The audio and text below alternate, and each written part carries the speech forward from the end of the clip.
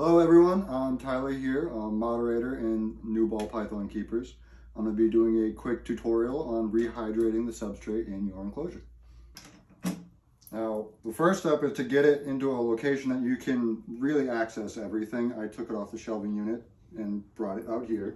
The second step is removing your python and all of the things inside of the enclosure. Now, you're going to want to have either someone that can sit with the snake or a locking tote that you can put it in. We're going to get our little guy out of his hide here. And get our guy out of here. Hi, Motley. And we're going to pick him up.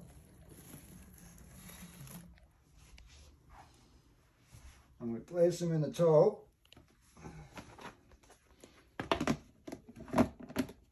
Lock it, and I like to cover up the sides and a little bit of the top so that way he still feels kind of secure. He doesn't have anything in there to hide in, so I make it its own hide.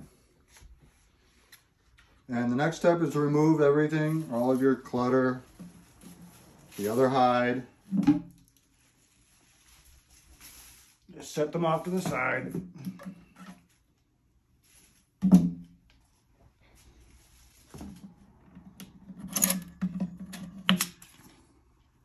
And then make sure you take your Govee and you keep them on the sides they came from, so you can put them right back where they were.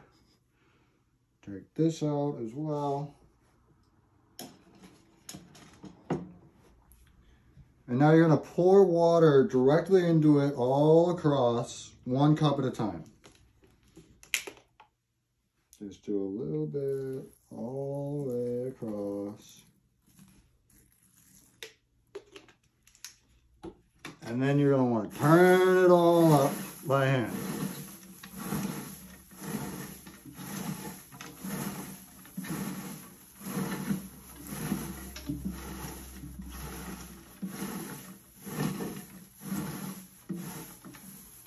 And then you do it again.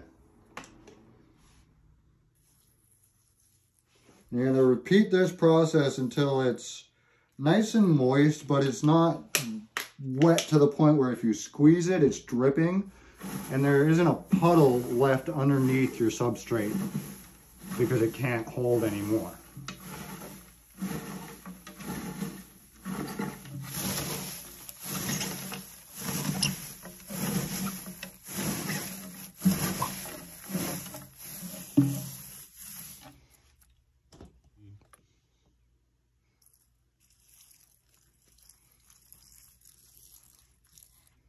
And you always want to check on how your snake is doing. How we doing, little guy? You hanging out? You doing good? You're good.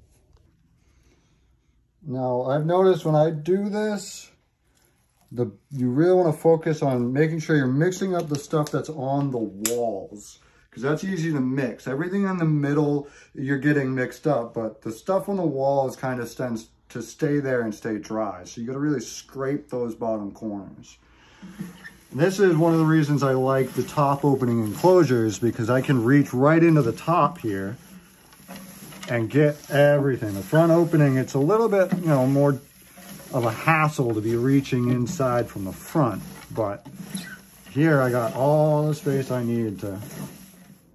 And Motley is Mr. Curious, just watching us clean his enclosure and hydrate, watching all the goings on. And so normally when I'm doing this, I already have everything out and I'll wash the water dish. I just did that off camera. And now, last step, once you get it hydrated, you want to even it out, kind of move it so it's nice and even on the floor. And then start putting all of your stuff back inside. So we'll do the hot hide and the cool hide. I like to do those first. And then the water dish. I put all the bigger things in first. That way you see where the stuff with a big footprint is going to land. Always refill your water dish. Add all your clutter back in, and he's ready to go back to his nicely rehydrated home.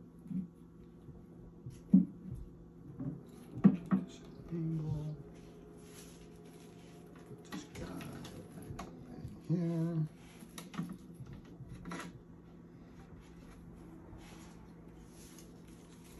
And you always want to make sure you put some fake plants and clutter on top of your hot hide, because you don't want a surface temperature that is too high. It'll help dissipate some of that heat coming from your overhead heat source. And you'll notice the gobies will start going up little by little, and your humidity will raise. It doesn't instantly know how high it is. So give it some time to settle, and you'll see where you're at. Ready to go home, boy? Yeah. So now it's time for him to go back into his home. Of course, now he's curious and wants to just give me a hug. Oh, I know, but hey. And that is the basic process of rehydrating the substrate in your enclosure. That was a top opening 20-gallon glass tank, but it's essentially the same process for your front opening and your vivariums. It's just a little different, but that's the process.